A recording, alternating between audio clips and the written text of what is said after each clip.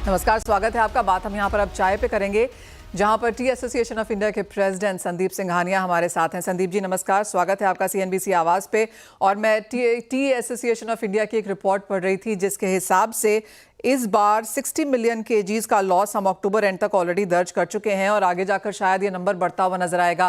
कैसे देखते हैं आप इस सीजन के टी प्रोडक्शन लॉसेज भारत के हिसाब से? नमस्कार Manisha ji, it is always a pleasure being on your show.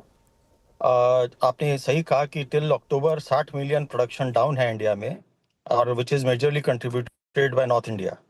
और आगे जाते हुए भी हम देखेंगे बाय एंड ऑफ दिसंबर ये फिगर 120 मिलियन की तरफ पहुंचेगा, क्योंकि 30 नवंबर के बाद नॉर्थ इंडिया में प्रोडक्शन बंद हो गई है, जिसका इफेक्ट होगा 66 million KG. So by end of the year हम लोग सोच रहे हैं, हम लोग ये एक्सपेक्ट करते हैं कि फिगर लॉस के फिगर 120 मिलियन के करीब आएंगे। उसके बावजूद भी ये बहुत विचित्र सिनेरियो देखने के लिए मिल रहा है बाजार में, चाय बाजार में, जहाँ की लास्ट 2 महीने में 20 से 25% की गिरावट आई है। ये एक बहुत ही गंभीर सिचुएशन है जिसको कि इंट्रोस्पेक्ट करना बहुत जरूरी है। इधर दो पॉसिबिलिटी हो सकती है, या तो आंकड़े गलत है और या तो कंजम्पशन बहुत जोर से गिर रहा है। सो ये एक बहुत ही गंभीर विषय है जो कि पूरी इंडस्ट्री को एक बहुत सीरियस नोट पे लेना पड़ेगा और प्रॉपर इंट्रोस्पेक्शन की दरकार है इस पे। Well absolutely. संदीप जी, जितनी भी एफएमसीजी कंपनी से हमारी बात हुई है उन्होंने ये चिंता जताई ही है कि रूरल में डिमांड नहीं बढ़ रही, इवन अर्बन मार्केट्स में अब स्टैग्नेंट होती हुई नजर आई है। अगर इस साल में, जैसे आपने कहा, 2 महीने में 20 से 25% की गिरावट भावों में मिली है, लेकिन इस साल की अगर बात की जाए तो चाय के प्राइसेस कैसे रहे?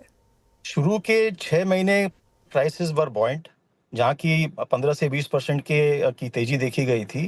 Bye end of the year आप समझिए फिर भी थोड़ा बहुत ऊंचाई रहेगा, लेकिन जो एक्सपेक्ट कर रहे थे जिस हिसाब से क्रॉप शॉर्टफॉल है, ये कभी हम लोगों ने हिस्ट्री में ऐसा सिचुएशन कभी नहीं देखा कि 120 मिलियन क्रॉप फॉल में इतना मार्केट इतना स्लगिश है, जहाँ की कोई डिमांड नहीं है और इट्स अ फ्री फॉल। सो बहुत ही गंभीर विषय है इंडस्ट्री के लिए, जहाँ की कॉस्ट हर साल बढ़ती जा रही है, और इस तरह का अगर मार्केट सिनेरियो देखने को मिला तो इंडस्ट्री के लिए एक बहुत गंभीर विषय है। संदीप जी, अगर ओवरऑल टी कंजम्पशन या डिमांड ग्रोथ के नंबर्स देखें तो इंडियन मार्केट्स में पर कैपिटा के हिसाब से क्या नंबर्स रहेंगे एज ऑफ नाउ? देखिए, हम लोग ये 8 से 850 ग्राम पर कैपिटा कंजम्पशन पकड़ते हैं, लेकिन उसके हिसाब से जो ये मार्केट दिख रहा है वैसा नहीं होना चाहिए था। सो इधर मैंने आपको जैसे दो सिचुएशन के लिए कहा कि या तो ये आंकड़े गलत है प्रोडक्शन के, और या ये कंजम्पशन पैटर्न काफ़ी जोर से गिर रहा है। दोनों ही गंभीर विषय इंडस्ट्री के लिए, जिसको कि हम लोग को बहुत सीरियस तरीके से देखना पड़ेगा। संदीप जी, ओवरऑल अगर मार्केट की बात करें तो प्रीमियम टीज अभी भी ठीक कर रही हैं। हम कुछ चाय एक्सपोर्टर्स से बात कर रहे थे, उन्होंने कहा कि नंबर्स अभी भी यहाँ पर बेहतर हैं।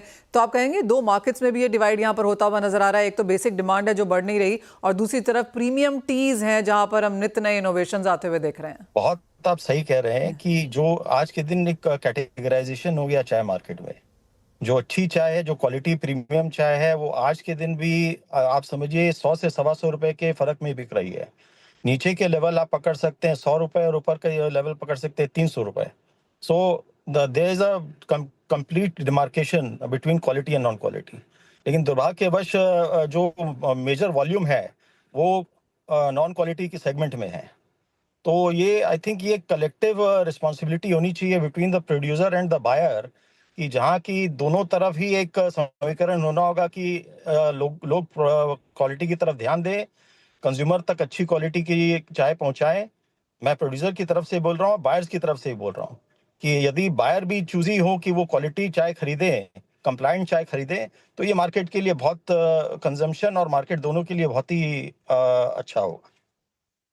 संदीप जी, एक फाइनल सवाल दो पार्ट में है। एक तो ये कि एज ऑफ नाउ अगर हम चाय की मार्केट देखें तो ऑर्गेनाइज्ड और नॉन ऑर्गेनाइज्ड कैटेगरी आप कैसे देखते हैं? और दूसरा, अगर आपको वित्त मंत्री से यहाँ पर कुछ मांगना हो, क्योंकि जो हालत है यहाँ पर इंडस्ट्री की, जहाँ पर कॉस्ट ऑफ प्रोडक्शन बढ़ रही है, क्रॉप कम है, प्राइसेस नीचे हैं, तो वो एक चीज़ क्या होगी? आज आपको मैं ये बताना चाहूँगा कि कंजम्पशन पैटर्न तो जो अपनी जगह है, इसके बावजूद भी आप जो मिडल ईस्ट की टेंशन्स के अलावा export has been quite good, 25-26 million plus है लास्ट ईयर से।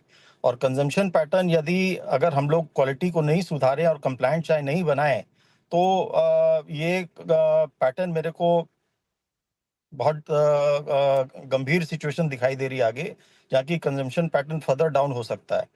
और जिस हिसाब से कॉस्ट इंडस्ट्री की बढ़ती जा रही है और उसका कोई इफेक्ट प्राइस रियलाइजेशन में नहीं आ रहा है, मैं तो यही आग्रह करूंगा कॉमर्स मिनिस्ट्री से कि इंडस्ट्री जो कि आज के दिन सेकंड हाईएस्ट एम्प्लॉयमेंट प्रोवाइडर है, उसको आज एक फाइनेंशियल पैकेज की दरकार है और उसको बहुत गंभीर तरीके से देखा जाए।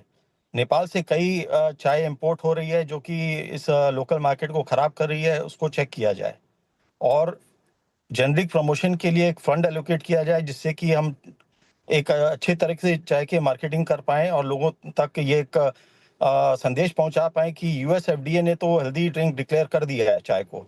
अब इंडियन गवर्नमेंट भी इसको हेल्दी ड्रिंक डिक्लेयर करे, जिससे कि एक जागरूकता है प्रोड्यूसर कंज्यूमर में कि chai is a safe drink to have and is the most cheapest and healthy drink to have. Sandeep Singhania ji, बहुत शुक्रिया एज ऑलवेज हमारे साथ यहाँ पर जुड़ने के लिए और चाय के पूरे सेक्टर पर हमसे डिटेल में बातचीत भी करने के लिए। बल्कि इसी के साथ